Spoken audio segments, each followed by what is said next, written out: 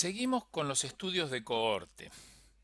Vimos la medida de asociación que mejor se ajusta a este diseño, que es el riesgo relativo. Ahora veremos dos medidas de impacto, el riesgo atribuible y la fracción atribuible. Generalmente, algunos casos de enfermedad suelen ocurrir también en la población de individuos no expuestos, particularmente cuando estudiamos enfermedades multifactoriales. Por lo tanto, la incidencia en el grupo expuesto no puede atribuirse completamente al factor de exposición. La incidencia en el grupo de los no expuestos podría considerarse como la línea de base, el nivel esperable de enfermedad en la población no expuesta. Se debe a causas diferentes que el factor de exposición en estudio, generalmente causas desconocidas. Entonces, podríamos decir que el riesgo atribuible al factor que estamos estudiando es igual al riesgo en el grupo de los individuos expuestos menos el riesgo en el grupo de los individuos no expuestos. Recuerden que al iniciar un estudio de cohortes tenemos individuos sanos, agrupados en expuestos y no expuestos al factor. En esta tabla, A es el número de enfermos entre los expuestos y C el número de enfermos entre los no expuestos. Los enfermos en el grupo no expuestos se enfermaron por alguna razón que desconocemos, mientras que los enfermos en el grupo expuesto se enfermaron por el factor de exposición y además por las mismas causas que afectaron a los individuos del grupo no expuesto. La incidencia o riesgo en los expuestos es el número de enfermos dividido el número total de expuestos, y la incidencia en los no expuestos es el número de enfermos dividido el total de no expuestos. El riesgo atribuible al factor es igual al riesgo en los expuestos menos el riesgo en los no expuestos. Estamos descontando el efecto de los factores desconocidos que produjeron la enfermedad en el grupo no expuesto. El riesgo atribuible se interpreta como la probabilidad o riesgo de enfermar debido al factor de exposición que tiene un individuo en el grupo expuesto. Vamos a ver ahora la fracción atribuible. El riesgo atribuible indica la probabilidad que tiene un individuo del grupo expuesto de enfermar debido al factor de exposición. Expresar lo mismo en términos relativos respondería a la siguiente pregunta: ¿qué proporción del riesgo de enfermar puede ser atribuida al factor de exposición? Lo podemos calcular dividiendo el riesgo atribuible por el riesgo en los expuestos. Si al riesgo en los expuestos les descontamos el riesgo en los no expuestos, nos queda el riesgo atribuible al factor. Nuestra pregunta ahora es: ¿qué proporción del riesgo en los expuestos puede ser atribuida al factor? Dicho de otro modo, ¿qué proporción representa el riesgo atribuible en el riesgo total de los expuestos?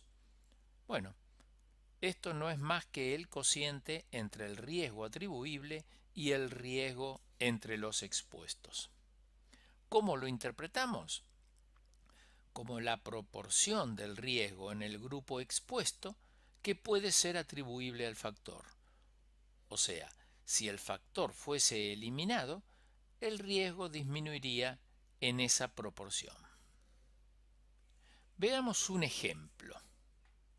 Se quiere estudiar el efecto del alimento A en la incidencia de diarrea en aves en la semana posterior al inicio de su consumo. En un establecimiento avícola, las aves consumen el alimento A en un galpón y el alimento B en otro. Se realiza un estudio de cohorte tomando como expuesto al grupo de aves que consumen el alimento A y como no expuesto al grupo que consume el alimento B. Cada galpón tiene 10.000 aves. El estudio se lleva a cabo durante una semana y se registran los casos de diarrea. En la tabla podemos ver cuántos animales se enfermaron en cada grupo.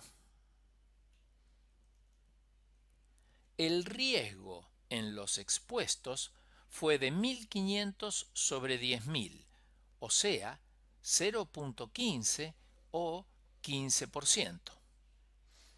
El riesgo en los no expuestos fue de 500 sobre 10.000, o sea, 5%. El riesgo atribuible es el riesgo en los expuestos al cual le descontamos el riesgo en los no expuestos, o sea, 15% menos 5%. Esto es 10%. Y la fracción atribuible es el riesgo atribuible dividido por el riesgo en los expuestos, o sea, 0.10 dividido 0.15, lo que da 0.66 o 66%. ¿Qué significa todo esto? Después de realizar este estudio, podemos decir que el grupo expuesto tiene un riesgo del 15% de sufrir diarrea. En este grupo, la probabilidad o riesgo de sufrir diarrea atribuible al alimento A es del 10%, lo que representa un 66% del riesgo total en el grupo expuesto. Visto de otra manera, en estas dos barras tenemos ambos grupos. El expuesto tuvo 15% de diarrea y el no expuesto 5%. Este 5% se debió a causas diferentes al alimento, causas que desconocemos, pero podemos asumir que las mismas causas afectaron también a los animales del grupo expuesto. Por lo tanto, el 15% de grupo expuesto se debió a dos motivos: 10% al alimento A y 5% a otras causas. El riesgo atribuible al alimento A es del 10%, lo cual representa el 66% del riesgo total en el grupo expuesto. Bueno, vamos a resumir ahora los principales puntos de los estudios de cohorte. Estos estudios los comentamos seleccionando individuos expuestos y no expuestos. Aclaro acá que los individuos no son necesariamente animales, sino que pueden ser establecimientos expuestos o no a algún factor. En este caso, habría que definir muy bien cómo se identifica a un establecimiento como caso. Por ejemplo, el que tiene uno o más animales enfermos o que presenta una prevalencia que supera un nivel dado. La frecuencia de exposición no es representativa de la población, porque no seleccionamos a los individuos de manera aleatoria, sino precisamente por ser expuestos y no expuestos. La medición del evento es prospectiva, es decir, que se inicia el estudio y después se intenta identificar a los individuos enfermos.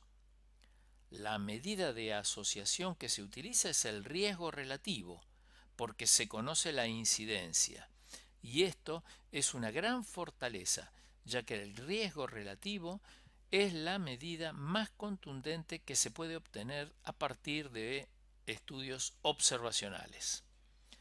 Las medidas de impacto que se utilizan en los individuos expuestos son el riesgo atribuible y la fracción atribuible. Las principales ventajas de este diseño son las siguientes. Se puede estimar la incidencia acumulada en ambos grupos. Esto permite el cálculo del riesgo relativo de manera directa. La evidencia de causalidad es mayor que con otros estudios observacionales. Está indicado para el estudio de factores de exposición raros. Permite estudiar más de un evento al mismo tiempo. La relación temporal causa-efecto es evidente porque comenzamos el estudio sabiendo que todos los individuos están sanos.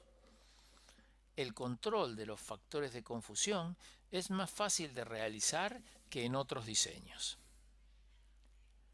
Sus inconvenientes son: la frecuencia de la exposición no es representativa de la población.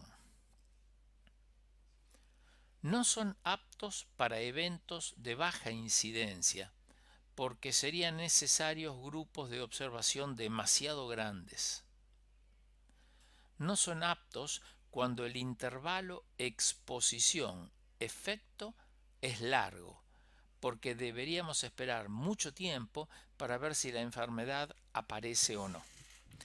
El desarrollo del estudio suele ser largo y de alto costo comparado con otros diseños. Presentan más complicaciones operativas para el seguimiento de los individuos y además implican un riesgo para los individuos. Veremos a continuación cómo se calculan las medidas de impacto utilizando WinEpi. Pero antes, hagamos otra pausa.